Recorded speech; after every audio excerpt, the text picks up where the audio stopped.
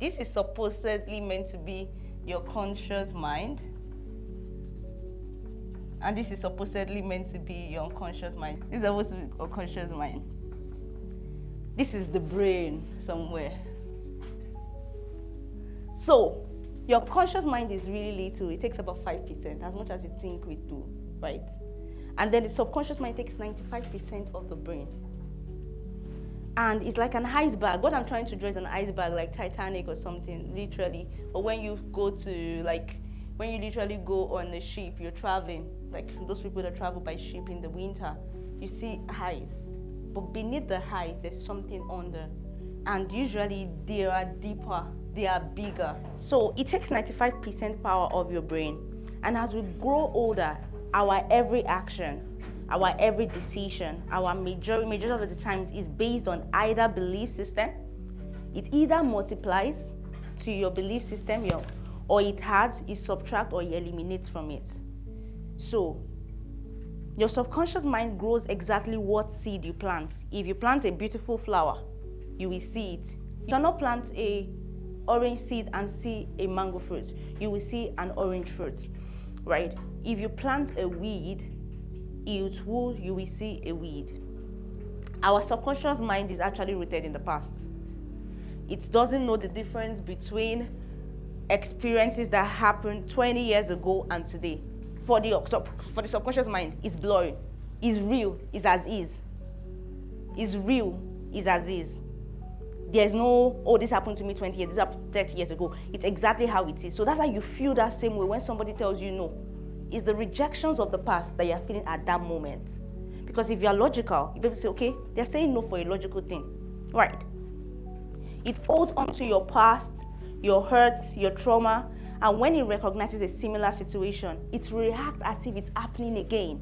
And so that's why you see that same reaction over and over. And this is why negative self-talk, fear, limiting belief can feel so real. And people are like, why do you feel this way? This is not how it means. But it's because it's in your subconscious mind.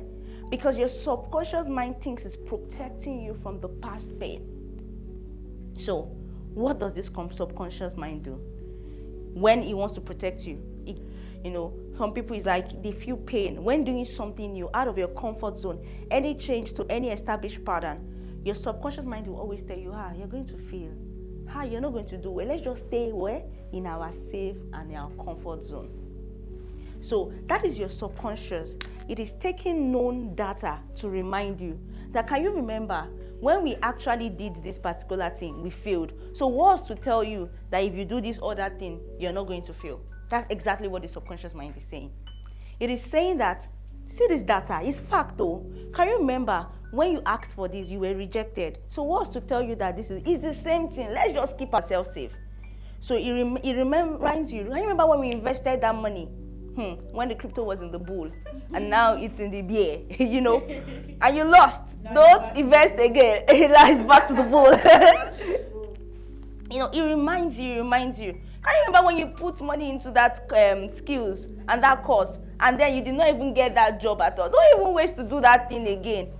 Your subconscious makes you to feel comfortable, right? So when you sense any fear going forward, discomfort, just know right there are psychological signs that your subconscious mind has been activated. So you say, subconscious mind, I see you, but we're going to do something. I'm going to tell you what we're going to do. So I'm going to tell you that, did you remember when you first relocated or finished high school or university, you had high hopes. And then due to the reality of the society, or the reality of society in quotes, this country, you have decided to conform yourself to general standards of where you are. Every one of you, when you're coming to this country, you had an high standard. What happened along the way? Because it didn't happen that way. So what did your subconscious mind do? It reminded you of how comfort it was. Because when you had high hopes, nothing happened. So it says, so don't let us not do our best. Let's just be complacent. So you do your bare minimum. You don't reach and tap into that treasure and capacity that you have. Your subconscious mind actually conforms you to general standard, and it reinforces those things because those things are pattern. It has been reinforced over and over again. So what are you going to do? You have to disrupt it. Somebody say disrupt it. Disrupt it. Say, why is this water silent? Disrupt it. now is the time to start. It is 46 days or 45 days to 2025. This conference was made to disrupt your subconscious mind. It was made to disrupt your subconscious mind. Who is to say that your 2025 cannot start now? Who is to say so? For now, you can make the changes you need in 2025. You need to start now. How can you start if you believe I'm always burnt out? If you believe I'm tired? You have the same 24 hours people that are doing great things have. So how can you do any substantial thing if you're always burnt out? So let's begin by breaking down what subconscious mind actually is and how it relates to our belief and value system and practical ways to start reprogramming it. Let's go. Belief system. Belief system are set of values. They are codes or principles that help you understand the surrounding world and your role in it. That's why people say, I don't like this person. Or you use the word, I don't vibe with that person. You know, it's your belief system, your value system, your codes.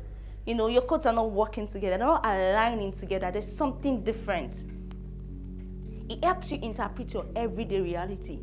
That's how you make decisions towards your belief system. So what are the bedrocks of your belief system? One of the major factors is religion, political affiliation, you know, your political stance. You know, whoever focus closely to the for the US election, I mean, some people will never, when they know that you're actually voting for someone, will never ever have a relationship with you. They'll say, if you can want to vote that person, I don't trust you, right? This also happens back in your respective home, back in Nigeria, even here, actually. You know, for some, it's like I'm going to bust them up with some reality shows. You know, Love Island and the same, Love is Blind, you know. And we're like, how can you just put your time to this, you know, and all like that. So what makes up your beliefs? Like I see some of you laughing. What makes what makes up your belief system? Your background, your childhood, your religion, your money. Some people believe I can never be rich. And so whatever they do, they are self-sabotaging themselves. And once people believe they have money, people ask people, why do the rich get richer? Because they know they can never be poor. So even if they sell gutter water or they sell sand, they will make money. Some people have been listening about career. Those are people that can make this certain amount of money. I cannot. Who says so? Some people believe system about friendship.